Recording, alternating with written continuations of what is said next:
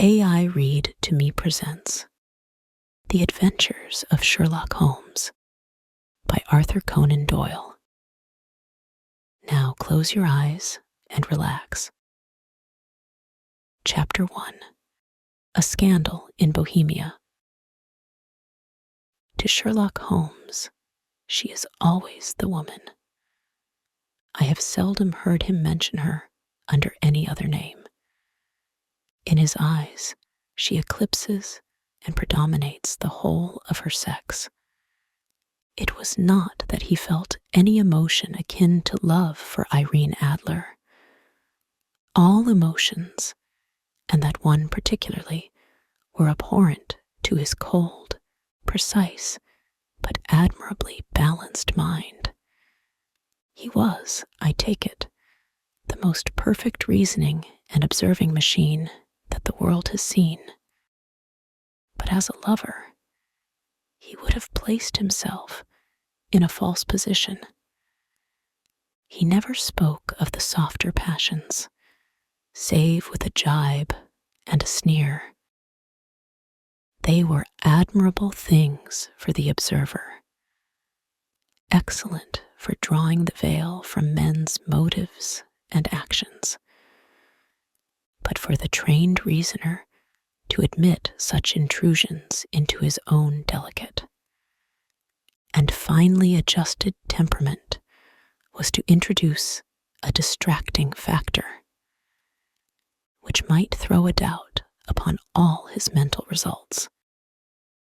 Grit in a sensitive instrument, or a crack in one of his own high-power lenses, would not be more disturbing than a strong emotion in a nature such as his. And yet, there was but one woman to him, and that woman was the late Irene Adler, of dubious and questionable memory. I had seen little of Holmes lately. My marriage had drifted us away from each other, my own complete happiness, and the home-centered interests which rise up around the man who first finds himself master of his own establishment, were sufficient to absorb all my attention, while Holmes, who loathed every form of society with his whole bohemian soul, remained in our lodgings in Baker Street, buried among his old books, and alternating from week to week between cocaine and ambition, the drowsiness of the drug, and the fierce energy of his own keen nature. He was still, as ever, deeply attracted by the study of crime, and occupied his immense faculties and extraordinary powers of observation in following out those clues and clearing up those mysteries which had been abandoned as hopeless by the official police. From time to time, I heard some vague account of his doings, of his summons to Odessa in the case of the Trepoff murder, of his clearing up of the singular tragedy of the Atkinson brothers at Trincomalee, and finally of the mission which he had accomplished so delicately and successfully for the reigning family of Holland. Beyond these signs of his activity, however, which I merely shared with all the readers of the daily press, I knew little of my former friend and companion. One night, it was on the 20th of March, 1888, I was returning from a journey to a patient, for I had now returned to civil practice, when my way led me through Baker Street. As I passed the well-remembered door, which must always be associated in my mind with my wooing and with the dark incidents of the study in scarlet, I was seized with a keen desire to see Holmes again, and to know how he was employing his extraordinary powers. His rooms were brilliantly lit, and even as I looked up, I saw his tall, spare figure pass twice in a dark silhouette against the blind. He was pacing the room swiftly, eagerly, with his head sunk upon his chest and his hands clasped behind him. To me, who knew his every mood and habit, his attitude and manner told their own story. He was at work again. He had risen out of his drug-created dreams and was hot upon the scent of some new problem. I rang the bell and was shown up to the chamber which had formerly been in part my own. His manner was not effusive. It seldom was. But he was glad, I think, to see me. With hardly a word spoken, but with a kindly eye, he waved me to an armchair, threw across his case of cigars, and indicated a spirit case and a gasogene in the corner. Then he stood before the fire and looked me over in his singular introspective fashion. "Wedlock suits you," he remarked. "I think, Watson, that you have put on 7.5 pounds since I saw you." "7," I answered. "Indeed, I should have thought a little more." "Just a trifle more, I fancy, Watson. And in practice again, I observe." "You did not tell me that you intended to go into harness. Then, how do you know?" "I see it. I deduce it. How do I know that you have been getting yourself very wet lately, and that you have a most clumsy and careless servant girl?" "My dear Holmes," said I, "this is too much. You would certainly have been burned had you lived a few centuries ago. It is true that I had a country walk on Thursday and came home in a dreadful mess. But as I have changed my clothes, I can't imagine how you deduce it. As to Mary Jane, she is incorrigible, and my wife has given her notice. But there, again, I fail to see how you work it out." He chuckled to himself and rubbed his long, nervous hands together. "It is simplicity itself," said he. "My eyes tell me that on the inside of your left shoe, just where the firelight strikes it, the leather is scored by 6 almost parallel cuts. Obviously, they have been caused by someone who has very carelessly scraped round the edges of the sole in order to remove crusted mud from it. Hence, you see, my double deduction that you had been out in vile weather, and that you had a particularly malignant boot-slitting specimen of the London slavey.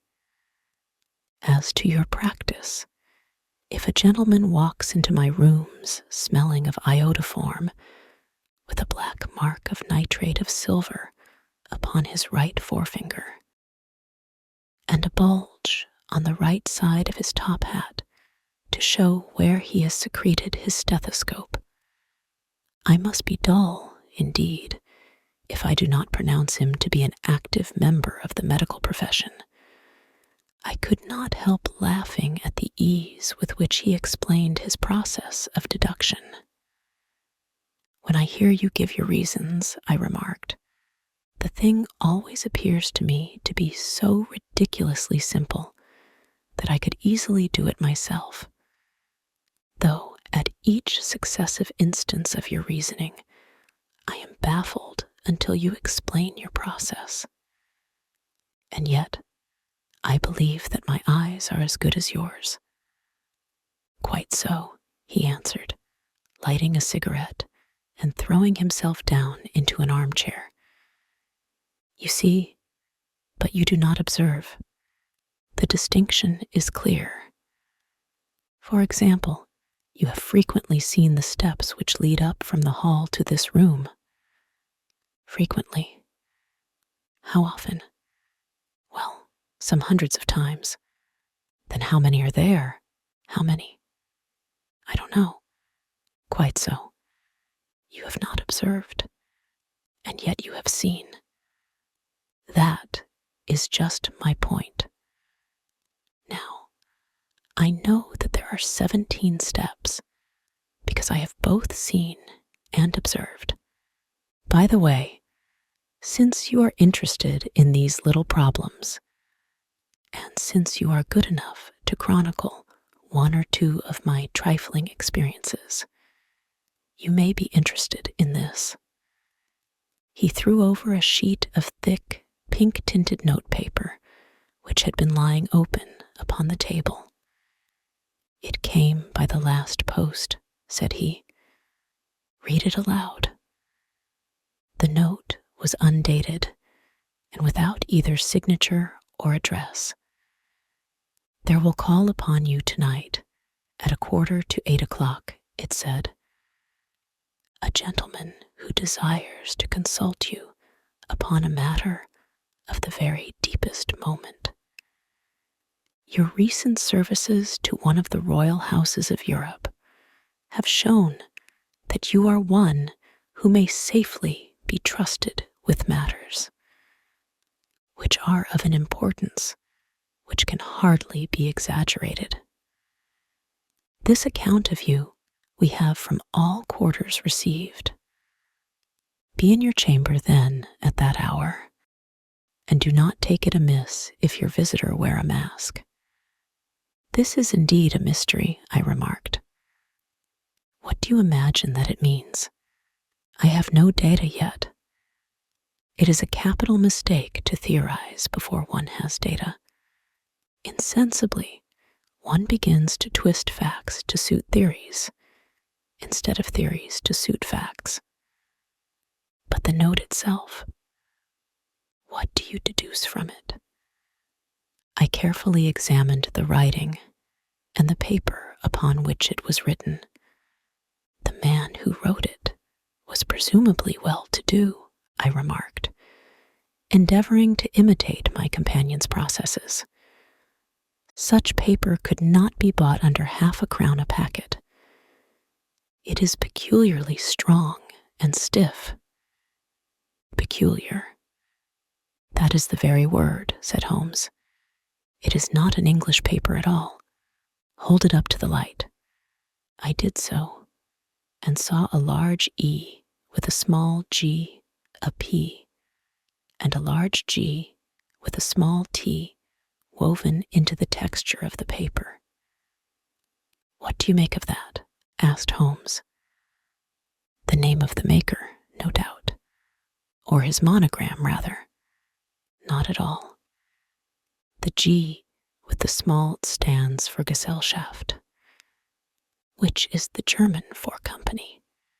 It is a customary contraction like our company. P, of course, stands for Papier. Now for the edgy. Let us glance at our Continental Gazetteer. He took down a heavy brown volume from his shelves. Eglinitz. Here we are, Egria. It is in a German-speaking country, in Bohemia, not far from Carlsbad. Remarkable as being the scene of the death of Wallenstein, and for its numerous glass factories and paper mills. Ha, ha, my boy, what do you make of that? His eyes sparkled, and he sent up a great blue triumphant cloud from his cigarette. The paper was made in Bohemia, I said. Precisely.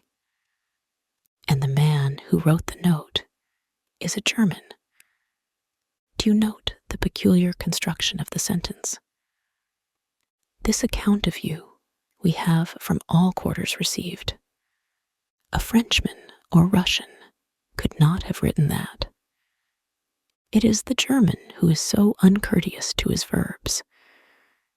It only remains, therefore, to discover what is wanted by this German, who writes upon Bohemian paper and prefers wearing a mask to showing his face.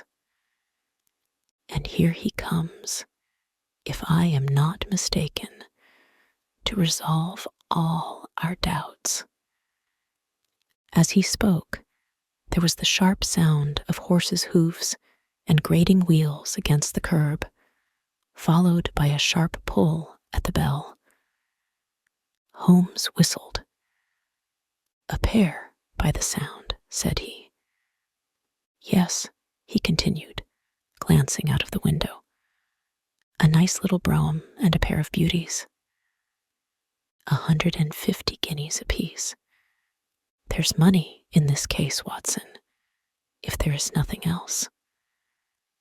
I think that I had better go, Holmes." "Not a bit, Doctor. Stay where you are. I am lost without my Boswell. And this promises to be interesting. It would be a pity to miss it. But your client, never mind him. I may want your help, and so may he. Here he comes. Sit down in that armchair, Doctor, and give us your best attention." A slow and heavy step, which had been heard upon the stairs and in the passage, paused immediately outside the door. Then there was a loud and authoritative tap. "Come in," said Holmes. A man entered who could hardly have been less than 6 feet 6 inches in height, with the chest and limbs of a Hercules. His dress was rich with a richness which would, in England, be looked upon as akin to bad taste. Heavy bands of astrakhan were slashed across the sleeves and fronts of his double-breasted coat, while the deep blue cloak, which was thrown over his shoulders, was lined with flame-colored silk and secured at the neck, with a brooch which consisted of a single flaming barrel, boots which extended halfway up his calves, and which were trimmed at the tops with rich brown fur, completed the impression of barbaric opulence which was suggested by his whole appearance.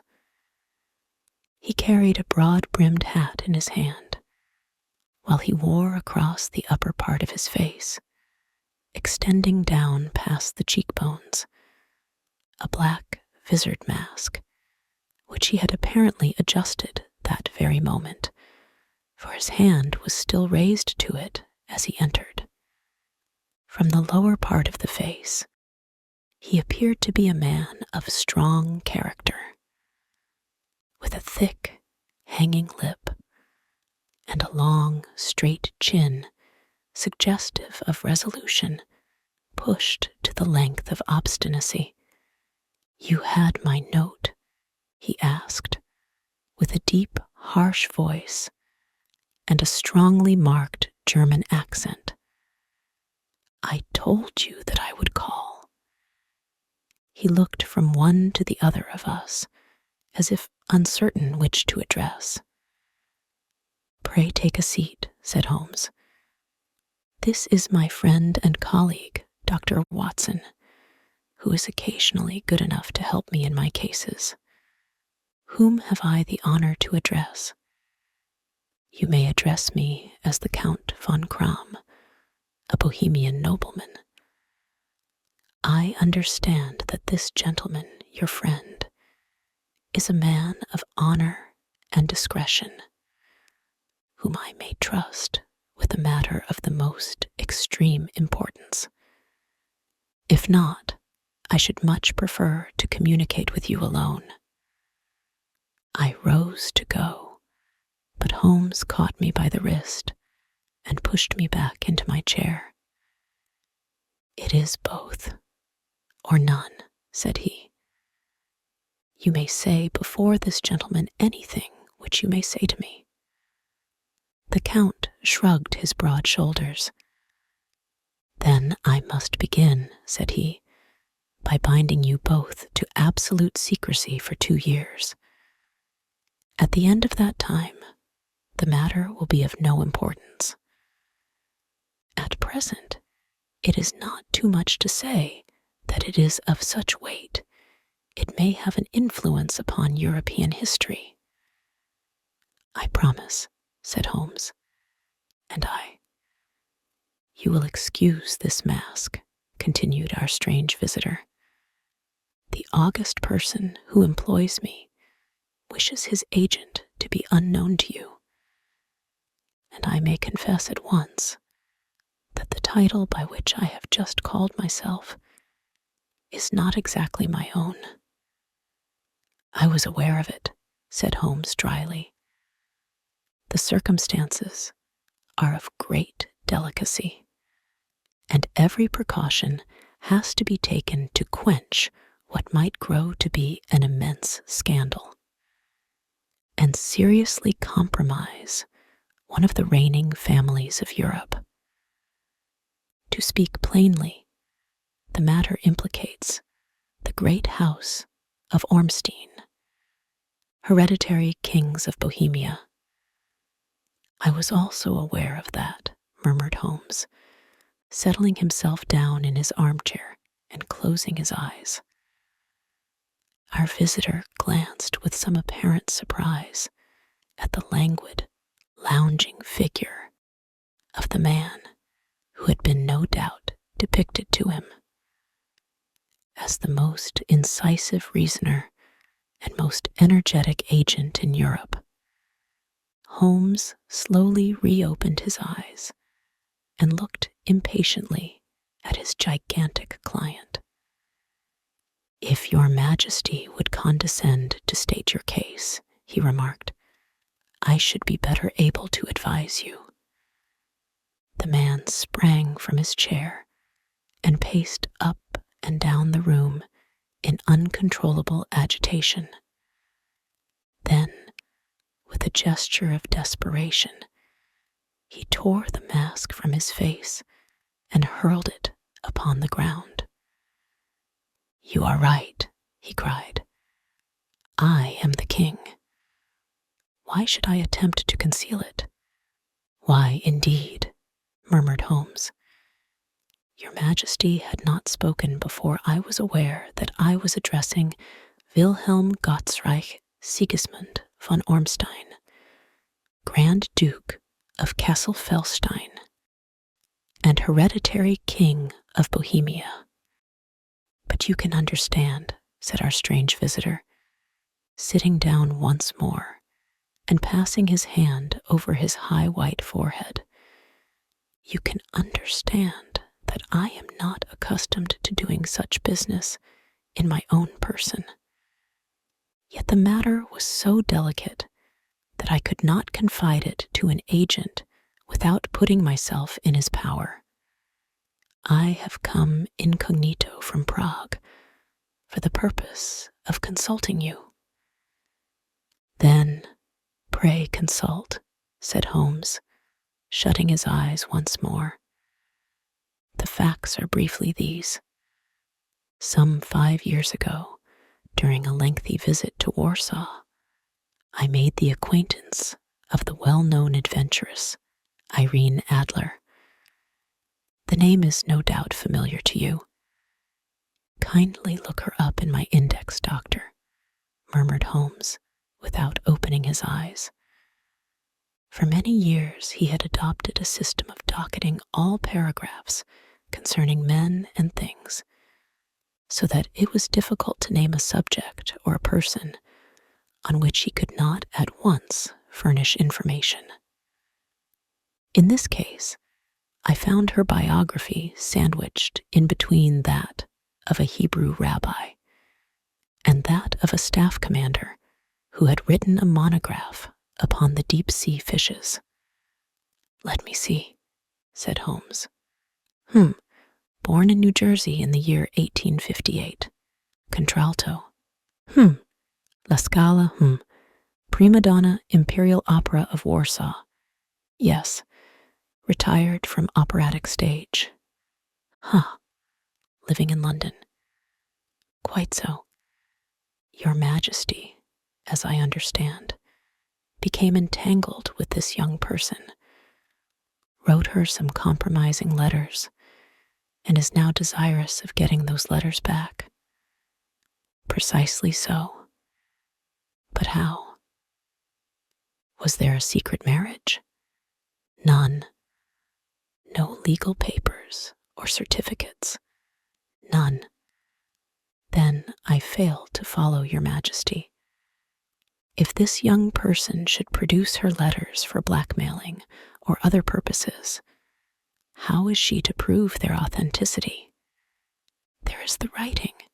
Pooh. Forgery. My private notepaper. Stolen. My own seal. Imitated. My photograph. Bought. We were both in the photograph. Oh dear. That is very bad. Your Majesty has indeed committed an indiscretion. I was mad. Insane. You have compromised yourself seriously. I was only crown prince then. I was young. I am but 30 now. It must be recovered. We have tried and failed. Your Majesty must pay. It must be bought. She will not sell. Stolen then. 5 attempts have been made. Twice burglars in my pay ransacked her house. Once we diverted her luggage when she traveled. Twice she has been waylaid. There has been no result. No sign of it? Absolutely none. Holmes laughed. It is quite a pretty little problem, said he. But a very serious one to me, returned the king reproachfully. Very, indeed. And what does she propose to do with the photograph? To ruin me. But how? I am about to be married. So I have heard. To Clotilde Lothman von Saxe-Meiningen, second daughter of the King of Scandinavia. You may know the strict principles of her family. She is herself the very soul of delicacy. A shadow of a doubt as to my conduct would bring the matter to an end. And Irene Adler threatens to send them the photograph. And she will do it.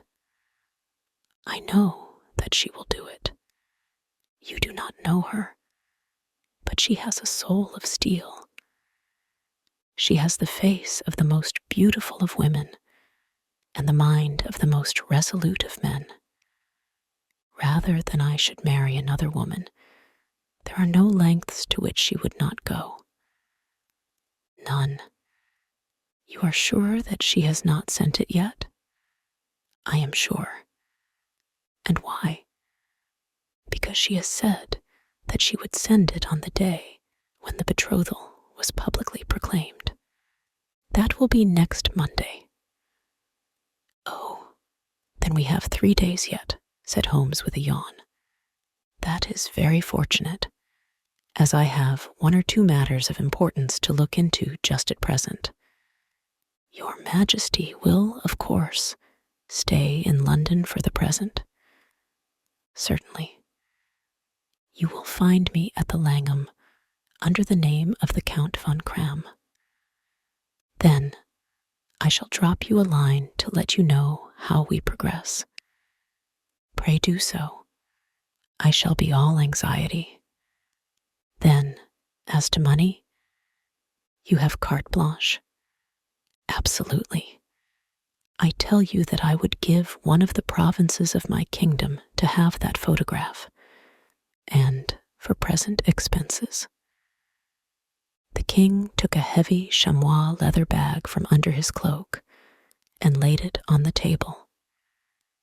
There are 300 pounds in gold and 700 in notes, he said. Holmes scribbled a receipt upon a sheet of his notebook and handed it to him. And Mademoiselle's address? He asked. Is Bryony Lodge, Serpentine Avenue, St. John's Wood. Holmes took a note of it. One other question, said he. Was the photograph a cabinet? It was. Then, good night, Your Majesty, and I trust that we shall soon have some good news for you. And good night, Watson, he added, as the wheels of the royal brougham rolled down the street. If you will be good enough to call tomorrow afternoon at 3 o'clock, I should like to chat this little matter over with you. This concludes this reading of The Adventures of Sherlock Holmes by Arthur Conan Doyle. If you enjoyed it, please like and subscribe. To listen ad-free, visit aireadtome.com or use the link in the description. Thank you for your support.